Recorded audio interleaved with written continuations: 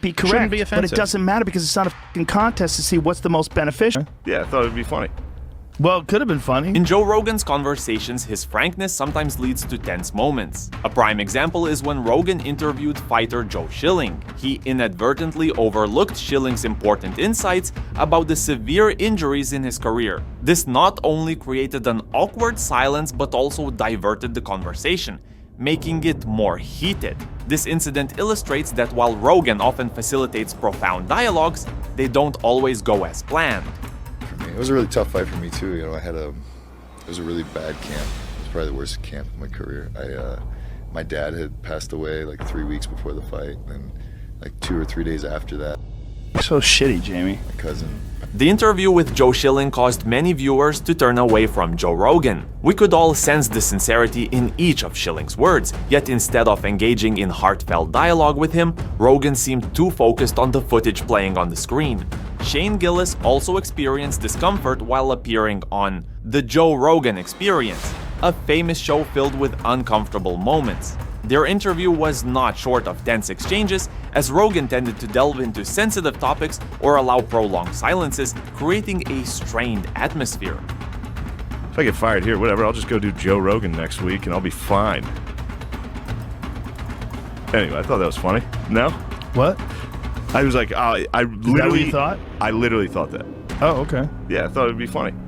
Well, it could have been funny. At the time this interview aired, viewers remarked that Rogan's comment, "It could be funny," might be seen as his most significant critique of Shane Gillis's Bombs comedy routine, suggesting the content was funny but fundamentally acknowledging that it was not actually humorous. However, perhaps the discomfort in these interviews pales in comparison to the debate between Joe Rogan and Steven Crowder regarding the impact of marijuana legalization. Rogan, typically calm, lost his composure when Crowder insisted that legalization would lead to increased traffic accidents. The debate intensified as both men remained firm in their views, with Rogan's vigorous attitude elevating the dialogue to a level of intensity rarely seen in previous discussions. Well, no. Traffic fatalities regarding marijuana have skyrocketed. Google that, because that's nonsense. No, you we know, wrote about drunk driving arrests have dropped. What do you mean you've? First of all, No, we wrote about what the sources first of there, the all, original studies. Just because someone gets in an accident and they're high, See, because hold on, stop. No, hold on a second. This is you because you just interrupt want- way too much. No. You need- Joe did not hesitate to criticize Steven's attitude, setting the stage for a heated clash of both viewpoints and personalities. The differences between the two quickly became the focal point, not just due to the topic of marijuana legalization, but also because of how each reacted under pressure. Marijuana is one of the things that are good. And don't shore, man. Just like you don't shore turmeric, you don't shore ginger, you don't shore a reduced sugar diet. All those things that reduce Perhaps it is through such debates that we realize that not everything is scripted, and there are public figures who are always ready to discuss society's sensitive issues. I don't buy that smoking marijuana would be as beneficial as a reduced sugar diet. And my point is that people you get might so be- offended you by might me be saying that correct. and saying, but if you want to smoke, go ahead. You might be correct, Shouldn't be but offensive. it doesn't matter because it's not a contest to see what's the most beneficial. The tension escalated further when Joe presented evidence, which quickly transformed the conversation from constructive discussion to a fiery personal exchange. Since marijuana legalization, highway fatalities in Colorado are at Hold on a near second. historic lows. You have him bringing up the source that you want to find. Washington Bring up the Post! study right there. Yeah, Washington Post. Bring up the study that we wrote. We wrote about it. Joe Rogan appeared quite stubborn in his viewpoint, bringing up an article from a website as if to chastise his friend. On our website. Look, I don't care about your website, Since marijuana legalization, highway fatalities in Colorado Since you are called me at hold on a second. near Since you called me hold on a second. Since you historic called In addition to his dispute with Steven Crowder in episode 1572 of the Joe Rogan Experience, Joe also had an unpleasant conversation with Moxie Marlinspike. If I win, I do the programming on your show for a week. No. That's worth a lot of money. You can. I happened to watch this video where Joe Rogan clearly expressed his discomfort with a guest, and surprisingly, it all stemmed from a seemingly harmless game of rock, paper, scissors. Possible. We're booked up months and months in advance. You were so confident until just now. We No, could no, pick a no. month, That's few just- months that's, off. That's ridiculous to flip a coin on that. It was easy to see from Joe Rogan's expression that he had completely lost interest in this guest. His eyes and demeanor no longer exhibited the enthusiasm or curiosity he usually displayed. Instead, they reflected reluctance and a hint of annoyance. This made the conversation feel forced, as if the guest was prolonging a topic Joe no longer wished to hear about. About $5.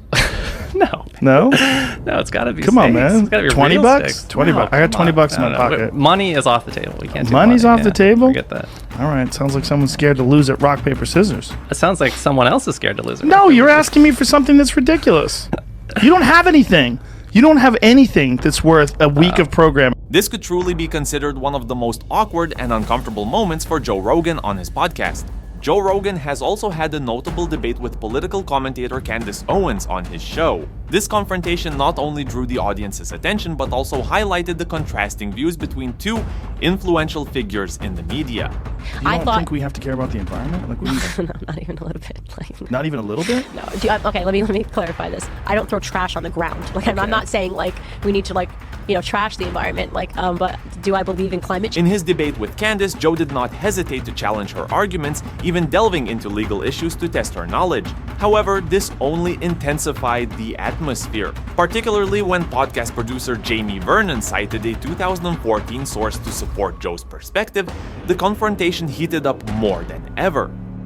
2014, the vast majority, 87% of scientists, said that human activity is driving global warming, yet only half the American public ascribe to that view. So I don't believe this at all. Just yeah, but yeah, look up. But look this up, is my question. Yeah. Why are you so sure? This is a No, extremely, because what you just said. Because what you just said. This is an extremely complicated subject. And it is. I said I am not so sure that I would die on the hill for it. Mm-hmm. My opinion right now, and is just that it was a means, because forget the fact of whether you believe global warming is real. Let's say it's 100% real. Let's say we know for a fact it's real. Is there a way? Well, let's be clear. Yeah. Global warming, climate change is definitely real. It's happening. Well, the question but is it's why always has it happened? happened. Yes, it has always happened. So what is the real- climate change? Yes, the climate changes. It was different weather yesterday than it was today. The climate is forever changing. Like that's the problem, is that people are making it seem like that's something weird. No, it's not that's unique. not. You're misrepresenting the issue. The issue is people think that human beings are exacerbating climate Right. change to the point where there's a tipping point. We cross over that tipping Right. point. We're going to deal with huge problems that could be corrected if we. Joe adeptly painted a vivid picture of the seriousness of the climate crisis, emphasizing its potential widespread impacts. Negatively impact all sorts of coastal cities. This could be a gigantic problem. This is not like propaganda that's drummed up by some sort of big business that seeks to make money off of. However, Candace remained steadfast in defending her viewpoint, making the debate increasingly tense. Yet, when continually pressed, she ultimately had to admit that she was not fully informed on the issue. While Joe Rogan maintained his composure in the debate with Candace Owens, the situation was entirely different when he faced Dave Portnoy, the founder of Barstool. The debate erupted when Portnoy fired Tommy Fury, a professional boxer and reality TV star, claiming that Fury was not a real fighter. I saw Tommy Fury box. He is not a boxer. Well, he's definitely a boxer. Well, he puts on gloves. He's definitely a boxer. But is he a boxer like his brother? Tommy Fury, the brother of former heavyweight boxing champion Tyson Fury, often lives in the shadow of his famous sibling. The constant comparisons to Tyson's success overshadow Tommy's own efforts and achievements. This was further underscored by Dave Portnoy's perspective on him, showcasing the pressure Tommy faces in proving himself as a formidable fighter rather than just being Fury's brother. Tommy Fury we would not know who Tommy Fury was if his last name wasn't Fury. Probably we wouldn't know as much about him. I don't. But he's still a good-looking guy. He's built great. He looks looks the part. The conversation became more tense when Joe unexpectedly played a video showcasing Tommy Fury's boxing talent. The appearance of this video shocked everyone and intensified the atmosphere. No. Shut the watch this. Tommy Look Fury. At this. Find the Tommy Fury fight on the shut the card. shut the I cannot. Please shut up and watch this. Watch what he's doing. Can you find me the record of Watch this. Stop. Watch this. Watch this. Look, you're out of your mind if you don't. Look at this. What look at that you right think hand. that was in slow motion. No, I it's think. not in slow motion. I think you slowed that down. No. It was evident that Joe Rogan was gradually losing his composure during the debate with Dave Portnoy. Things were not going according to the process he had envisioned, including Portnoy's viewpoints. However, despite the controversy surrounding any topic, we must acknowledge that few subjects create as much discomfort as politics, which was evident in episode 1882 of the Joe Rogan Experience.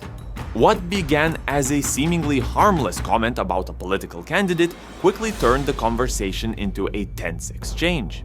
We look for someone who makes us feel good. Like, I'll feel good voting for him. I don't like her. She's a cunt. And they just decide this is how I'm voting. You know, like that was a lot of people's perspective. This will be an awkward moment between Joe Rogan and Eliza Schlesinger. I talked to a lot of people that hated... everyone loved her. I'm pretty sure she the won. most loved. I liked Elizabeth Warren. She's Why? cool. I just like I liked her. I like her tenacity. If you have ever followed this podcast episode, you can sense Joe's frustration through his sighs during the conversation with Eliza Schlesinger. Okay, but did you vote for Bernie? He wasn't available to vote for. Did you vote in the? I didn't vote for in the primary. In the primaries, right? Yeah. I did. But I had him on my podcast. He was very sincere. Okay, cool. I've had my mom on my podcast. You want to flex? I'm just Ending these uncomfortable interviews on Joe Rogan's show not only leaves memorable moments, but also reflects the challenges of communication and exchanging viewpoints in today's world. These situations demonstrate that even prominent voices do not always find it easy to maintain a conversation when faced with tension and pressure. If you enjoyed our content, don't forget to hit the subscribe button to continue following more interesting stories about how celebrities navigate the media amid the widespread culture of awakening. Have a great day.